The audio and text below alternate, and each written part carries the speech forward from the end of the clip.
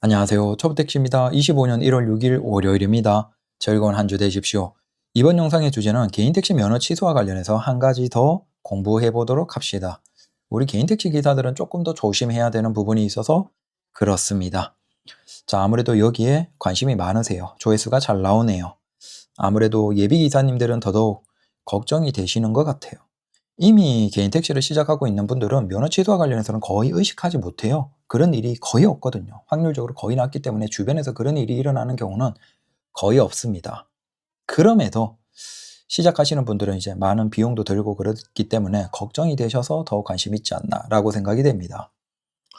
다만 요즘에는 이제 개인 택시를 젊은 분들이 조금 더 들어오고 있는 추세이기 때문에 나이 드신 분들이야 여기에 해당이 없겠지만 젊은 분들은 혹시 여기에 해당될 수 있다라고 해서 공부를 해두자.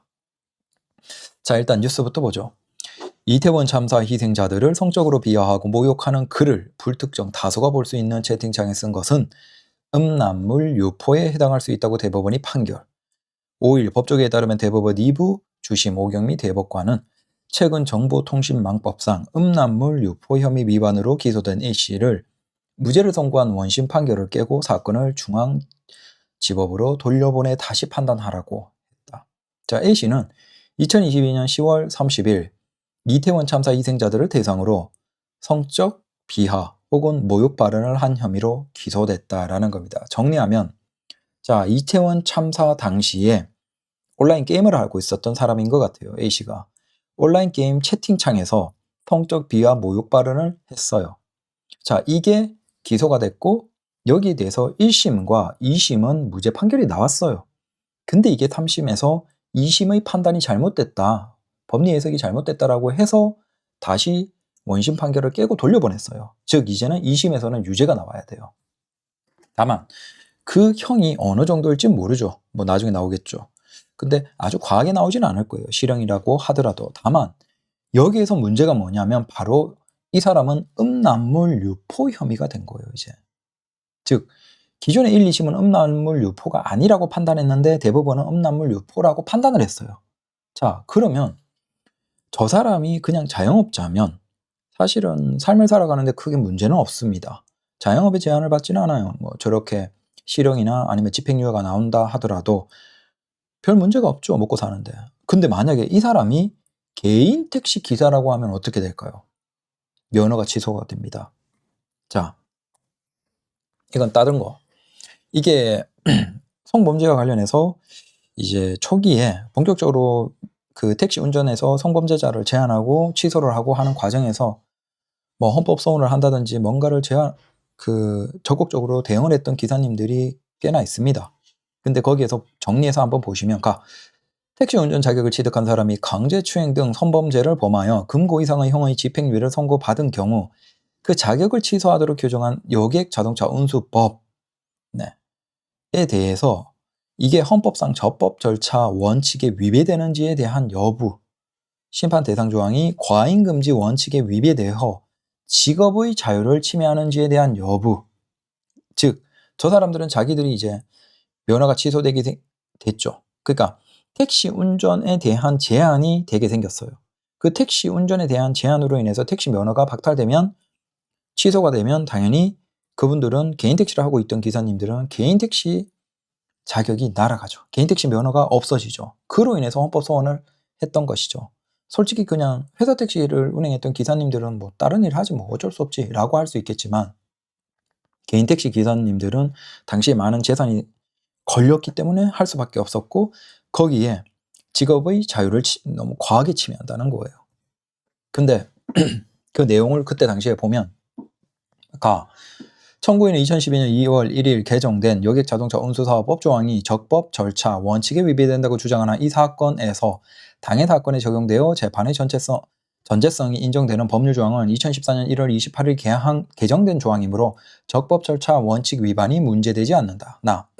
택시를 이용하는 국민을 성범죄 등으로부터 보호하고 여객 운송 서비스 이용에 대한 불안감을 해소하며 도로교통에 관한 공공의 안전을 확보하려는 심판 대상 조항의 입법 목적은 정당하고 또한 해당 범죄를 범한 택시 운전 사업자의 운전 자격의 필요적 취소라는 수단의 적법성도 인정된다. 택시 승객은 운전자와 접촉하는 빈도와 밀도가 높고 야간에도 택시를 이용하는 등 위험에 노출될 확률이 높다. 범죄의 개별성 특수성을 일일이 고려하여 해당 운전자의 준법 의식, 구비 여부를 가리는 방법은 매우 번잡한 절차가 필요하므로 심판 대상 조항과 같이 명백하고 일률적인 기준을 설정하는 것은 불가피하다.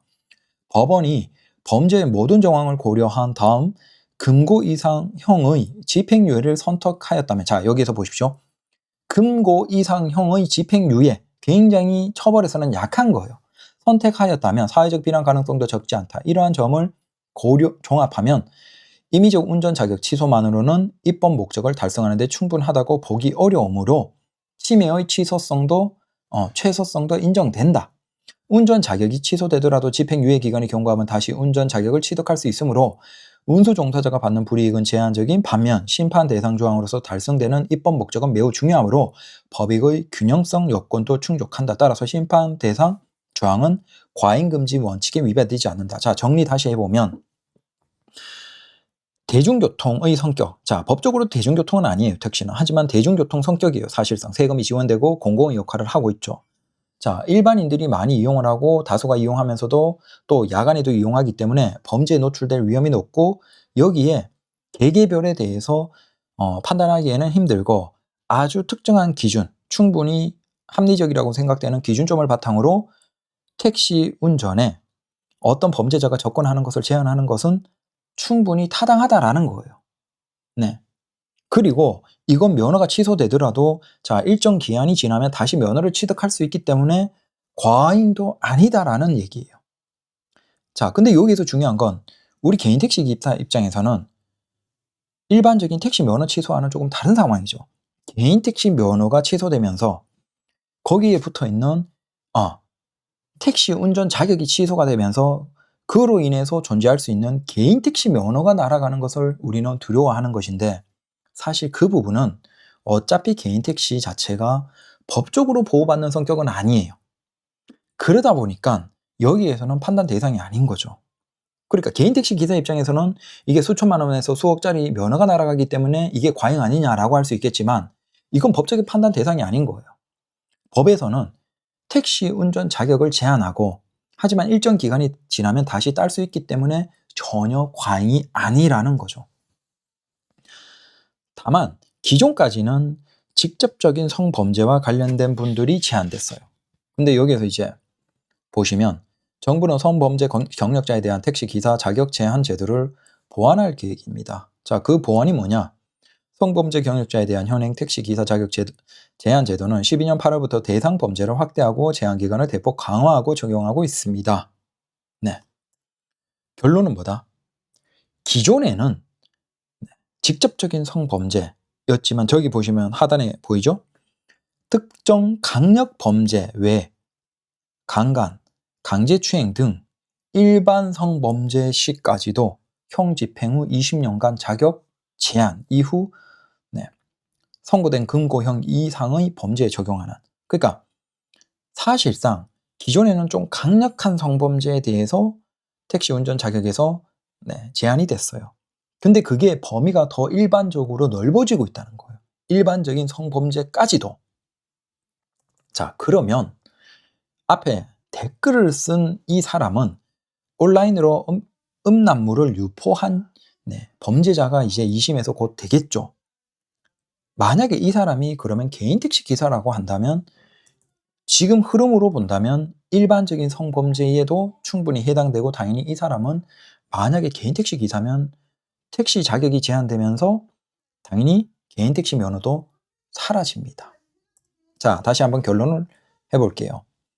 지금 현재의 대한민국 상황에서 성범죄 관련 처벌받은 사람은 택시 운전을 하지 못하도록 타당하다라는 건 이미 현재나 법에서는 정해졌어요. 근데 여기에서 기존은 직접적인 과한 성범죄에 대해서 중심이었지만 이제는 확장을 해서 일반 성범죄조차도, 성범죄 이력이 있는 사람조차도 못하도록 하겠다라는 게 추세예요. 근데 중요한 건 가까운 시점에 대법원 판결에서 온라인에서 댓글을 쓴 온라인 게임 중에 채팅에서 성적인 부분을 포함된 욕이나 비하를 한 사람이 온라인에서 음란물 유포 혐의로 처벌이 이제 되는 흐름이에요. 대법원이 이렇게 판결을 하면 이제 밑에 1, 2심은 대부분 이쪽 방향으로 꾸준하게 갑니다.